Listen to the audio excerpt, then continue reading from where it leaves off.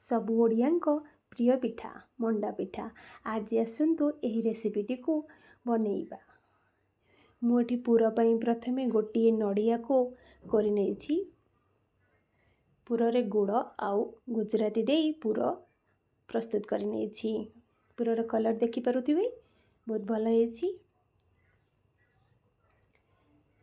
इठी मु खळी पई प्रथमे पानी रे लूण पकी गरम होबा पई छाड़ी देइतिली। पानी गरम हेबा परे एबे खळी प्रस्तुत करिबा। जेहेतु आमे एटा सुजी मंडा बनाउछंती, सुजी मंडा हो कि चावल मंडा हो, आपण अल्प अल्प करी पानी रे पकेइबे आ ताको भलसे गोळौथुबे। नहले जदि वन्स टा मुंडा हे गले ना आपनकर पिठाटा भल सॉफ्ट होबनी।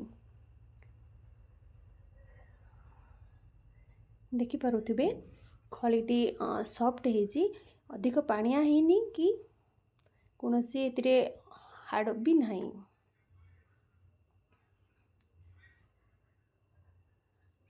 एबे हमको पिठा गढ़िबा पई पानी हाथ ही ताकू भल भाबरे खळी गुड़ को आमे चकुड़ी की गोल गोल करी सेथिरे पुर को देकी आमे गढ़ी नबा।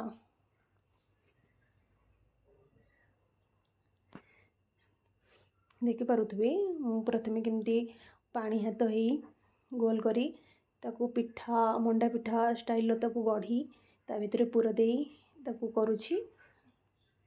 आपण पानी हाथ होतिबे, पानी हाथ नहले एटा सुखी जीवो, पिठाटा सॉफ्ट होबनी। पानी हाथ हेले आपण बहुत जल्दी आउ गोल भी हबो और सॉफ्ट भी हबो।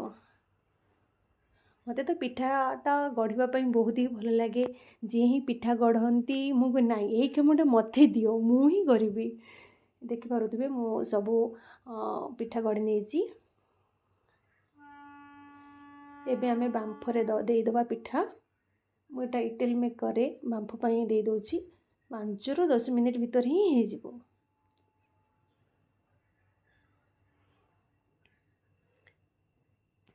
सुजी पिठाटा तो बहुत हेल्दी आ बहुत कम समय हो जाए।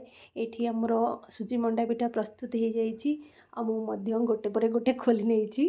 देखि पारुथिबे तार कलरटा, जेहेतु एटा चावल मंडा नुहे ता कलरटा ही व्हाइट होबनी। सुजी मंडार कलरटा ही एया हुए। बहुत सॉफ्ट हेछि। आपण रेसिपी बनै निश्चिंत खाइबे आ कमेंट रे जणाइबे। जदि वीडियोटी भल लगे मो चैनल को सब्सक्राइब और लाइक करिवे। धन्यवाद।